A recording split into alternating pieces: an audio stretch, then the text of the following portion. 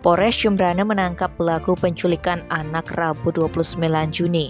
Pelaku berinisial GBA berumur 31 tahun yang juga residivis kasus pencabulan anak diamankan pada hari yang sama di wilayah Kelurahan Gilimanuk, Kecamatan Melayu.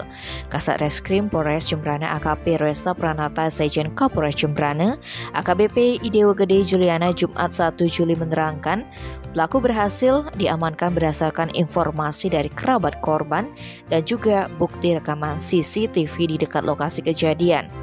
Percobaan penculikan itu papar AKP Reza terjadi di Jalan Danau Kalimutu, lingkungan Lelateng, Kelurahan Lelateng, Kecamatan Negara.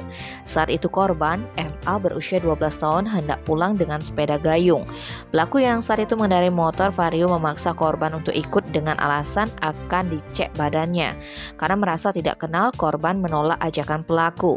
Akan tetapi pelaku tetap memaksa korban. Saat melakukan perlawanan, korban sempat membanting handphone milik pelaku. Pelaku kemudian menarik sepeda gayung yang dinaiki korban hingga sampai di Jalan Gatot Subroto.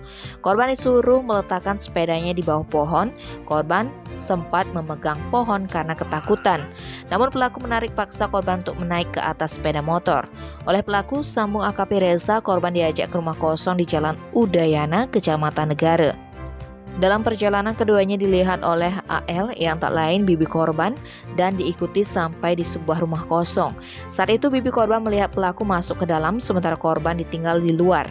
Bibi korban lantas menghampiri dan pelaku mengaku sebagai teman korban sebelum kabur menaiki sepeda motornya ke arah barat.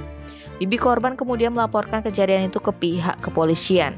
Berbekal informasi keluarga korban, petugas kepolisian melakukan penyelidikan rekaman CCTV di sejumlah titik yang dilewati pelaku bersama korban.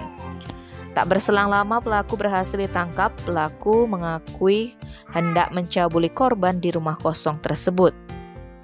Pelaku juga mengaku tahun 2015 sempat divonis 5 tahun di Pengadilan Negeri Mataram karena melakukan tindakan asusila dengan modus yang sama.